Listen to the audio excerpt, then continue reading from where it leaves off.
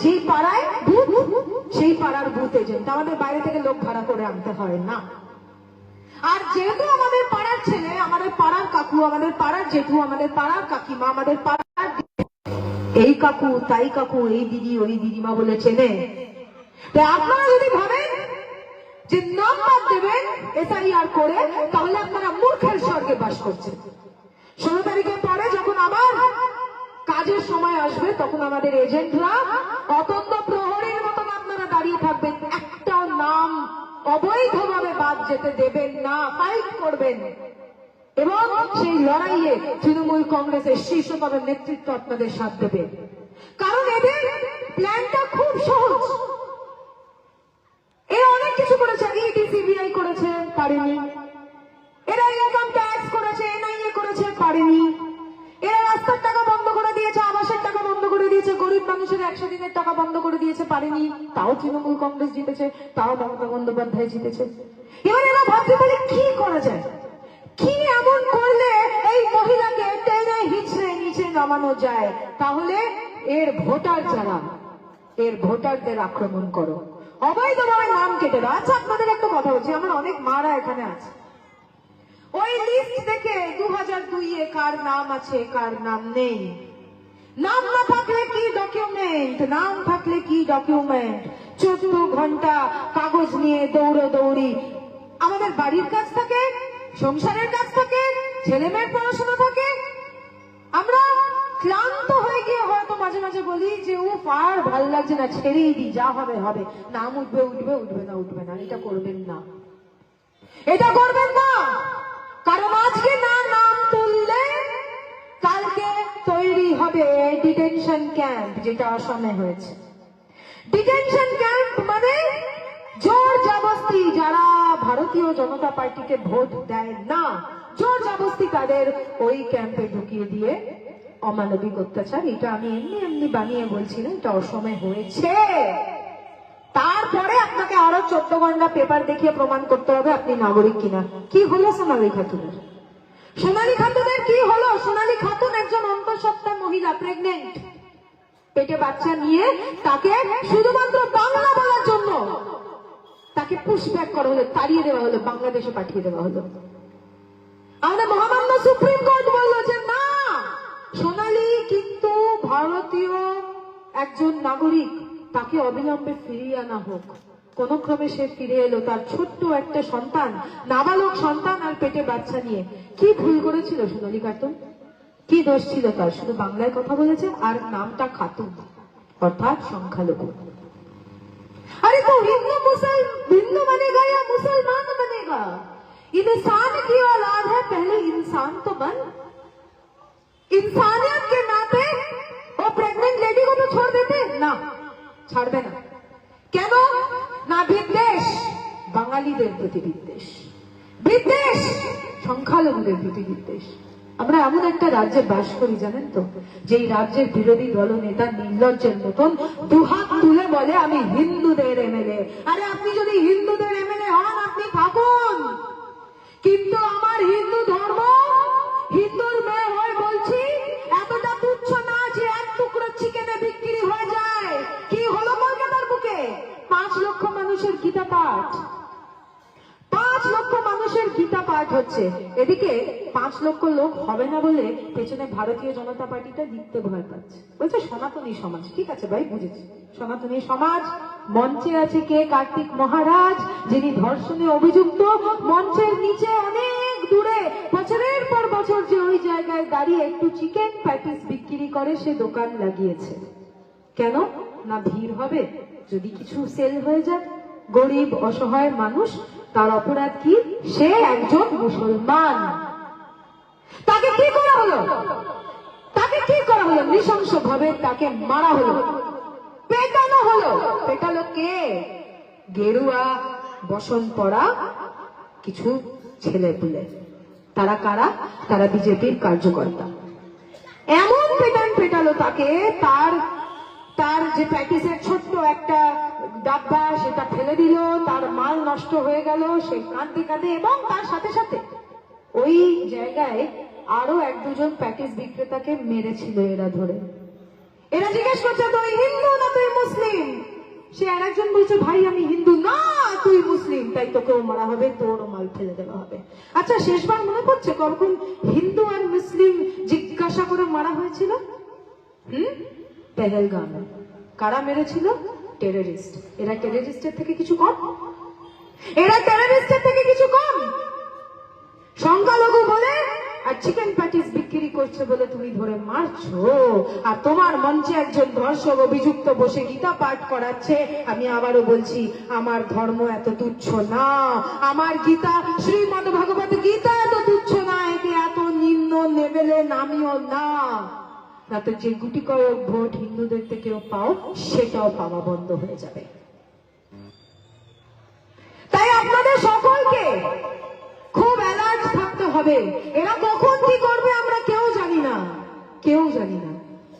কিন্তু এরা একটা জিনিস ভালো করে করেছে, এরা বাংলা এবং বাঙালিদের প্রতি এদের যে রাগ, যে বিদ্বেষ, যে বাঙালিদের আমরা সহ্য করতে পারছি না কারণ বাঙালিরা ভারতীয় জনতা পার্টিকে ভোট দেয় না, এই রাগ আর এই বিদ্বেষ এমন ভাবে প্রচার করেছে যে ভিন রাজ্যে বাঙালিদের ওপর অমানবিক অত্যাচার হচ্ছে।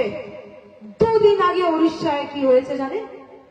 দুদিন আগে উড়িষ্যায় একটা গ্রামে 180টি বাঙালি পরিবারের বাড়ি জ্বালিয়ে দেওয়া হয়েছে। উন্মত্ত জনতা গিয়ে আছড়ে পড়েছে তাদের ওপর, খুঁজে খুঁজে কারা বাঙালি, তাদেরকে বের করে তাদেরকে মারধর করা হয়েছে, গ্রাম ছাড়া করা হয়েছে, তাদের যতটুকু সম্বল তাদের কুড়ে ঘর জ্বালিয়ে পুড়িয়ে দেওয়া হয়েছে। কেন জানেন?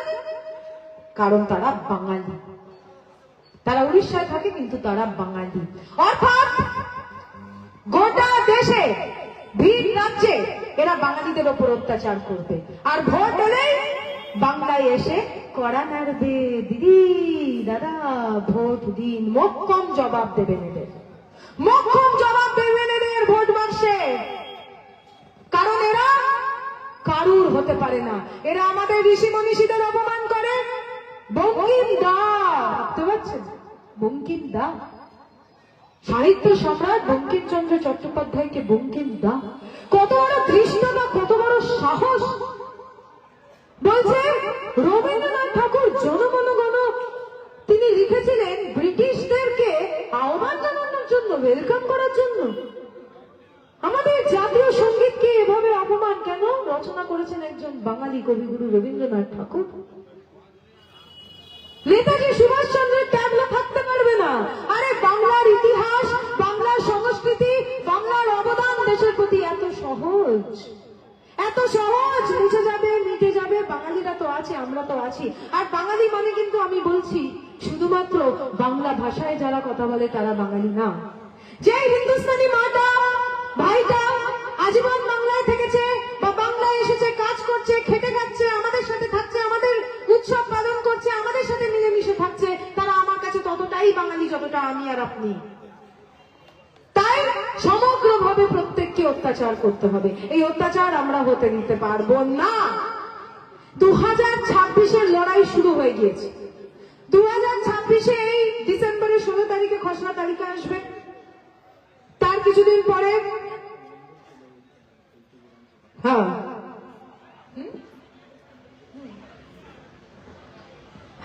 যাই হোক, আমি তো আপনাদের এখানকার লালুর থেকে শুনছিলাম যে এখানে মন্দির করবার নাকি আশ্বাস দিয়েছিল, বাস সেই মন্দির কি হয়ে উঠেছে লালু? এখনো পর্যন্ত হয়।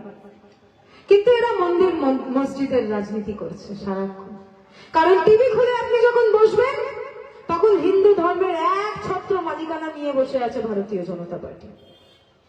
টিভি খুলে আপনি যখন বসবেন তখন দেখবেন মন্দির তো यही बनेगा, मंदिर तो यही बनेगा। तो कुल्टी में मंदिर क्यों नहीं बना भाई? क्यों नहीं बना कुल्टी में मंदिर? কারণ ভোটে জেতা হয়ে গেছে। আরে আপনাদের খেয়ে, আপনাদের পরে, আপনাদের ভোটে জিতে এরা দিল্লিতে গিয়ে বলছে এই মানুষদের টাকা ছাড়বেন না, এদের 100 দিনের টাকা ছাড়বেন না, এদের রাস্তার টাকা ছাড়বেন না। কতটা নেমো খারাপ হলে এরা করতে পারে বলুন তো? হ্যাঁ, जिस थाली में खाता है उसी थाली में छेद करता है। তাই এদের তো ভোট বাক্সে জবাব দিতে হবে। আর আমাদের জবাব দেখুন, আমি পরিষ্কার ভাবে বলে দিচ্ছি, এত জন যুব আমাদের এখানে উপস্থিত আছে, আমাদের জবাব দেওয়া কিন্তু মার, দাঙ্গা, রায়ট করা না। আমাদের সংস্কৃতি এটা না। আমাদের হাতে যে অস্ত্র দিদি তুলে দিয়েছে সেই অস্ত্রের নাম উন্নয়ন, সেই অস্ত্রের নাম কন্যাশ্রী, রূপশ্রী, সেই অস্ত্রের নাম পথশ্রী, সেই অস্ত্রের নাম স্টুডেন্টস ক্রেডিট কার্ড, সেই অস্ত্রের নাম সবুজ সাথী, সেই অস্ত্রের নাম স্টুডেন্টস ক্রেডিট কার্ড থেকে শুরু করে স্বাস্থ্যসাথী কার্ড। এতগুলো উন্নয়ন, এতগুলো প্রকল্প শুধু মানুষের কাছে পৌঁছে দিতে হবে। আজকে আমরা এই সভা থেকে চলুন একটা চ্যালেঞ্জ নিই যে আমরা এক একজন কর্মী, এখানে এতজন কর্মী উপস্থিত আছে, আমরা এক একজন কর্মী 10টা করে বাড়িতে যাব, 10টা করে বাড়িতে গিয়ে আমরা নেত্রী মমতা বন্দ্যোপাধ্যায়ের উন্নয়নের পাঁচালী শুনিয়ে আসবো। শুধু উন্নয়ন বলবো, আপনি ভুলে যান আমরা তৃণমূলের বা বিজেপির না সিপিএম এর, আপনি শুধু মমতা বন্দ্যোপাধ্যায়ের উন্নয়ন কি কি করেছে বিগত 15 বছরে শুনুন। যদি আপনার মনে হয় তাহলে ভোট দেবেন, না মনে হয় দেবেন না। আপনি দেখবেন আমি নিশ্চিত প্রত্যেকটি ভোট গিয়ে সেই তৃণমূল কংগ্রেসেই পড়বে, কারণ আমাদের অস্ত্র আমাদের উন্নয়ন, আমাদের শক্তি আমাদের উন্নয়ন, আমাদের শক্তি আমাদের কাজ, আমাদের মানুষের পাশে দাঁড়ানো। তাই আমি আর বিস্তারিত কিছু বলবো না, আমি শুধু বলবো চ্যালেঞ্জের জন্য রেডি হয়ে যান। আজকে আমি যাব কলকাতায়, ফেরত গিয়ে বলবো যে আজকে আমি যা রেসপন্স দেখলাম কুলটি2তে, আজকে আমি যা ফিডব্যাক আপনাদের থেকে পেলাম, আমি নিশ্চিত যে আগামী দিনে আপনারা কোমর বেঁধে প্রস্তুত এই বহিরাগত বর্গিক জমিদারদের উচিত জবাব দেবেন। আমি জানি আপনারা দেবেন, কিন্তু কাল যখন আমি আসবো এখানে, যদি নির্বাচনের আগে আসি তাহলে পায়ে পা মিলিয়ে আপনাদের সাথে প্রচার করব, আর যদি নির্বাচনের পরে আসি তাহলে ওই সবুজ আবির আর মিষ্টি আপনারা রেডি রাখবেন তো আমার জন্য। এই চ্যালেঞ্জটা আপনারা নিন।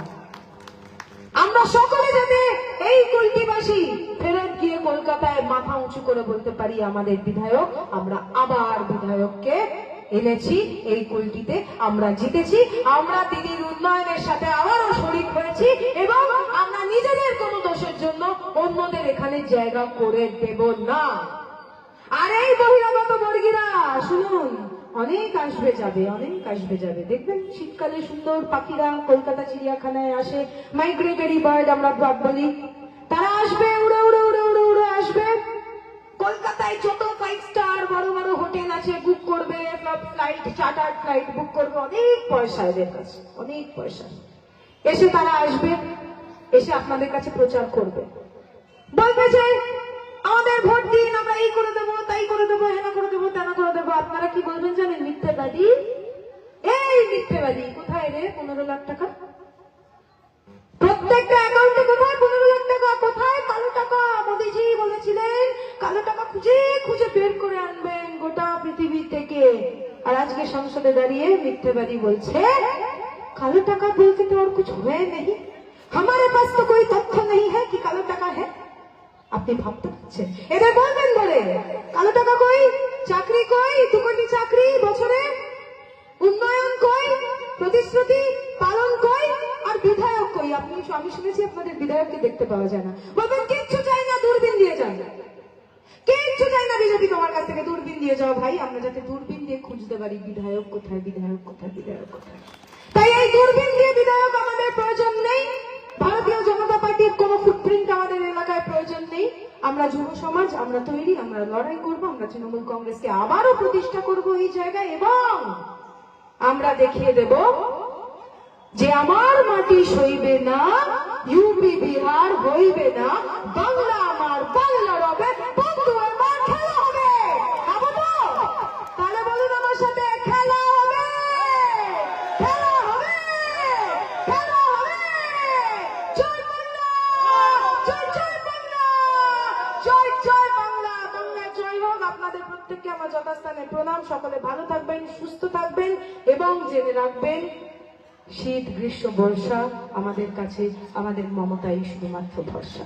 অনেক অনেক ধন্যবাদ। তৃণমূল কংগ্রেস জিন্দাবাদ, মমতা বন্দ্যোপাধ্যায় জিন্দাবাদ, অভিষেক বন্দ্যোপাধ্যায় জিন্দাবাদ, মা মাটি মানুষ জিন্দাবাদ, এবং আজকে উপস্থিত এখানে প্রত্যেকটি তৃণমূল কংগ্রেস কর্মীকে আমার জিন্দাবাদ, জিন্দাবাদ, জিন্দাবাদ।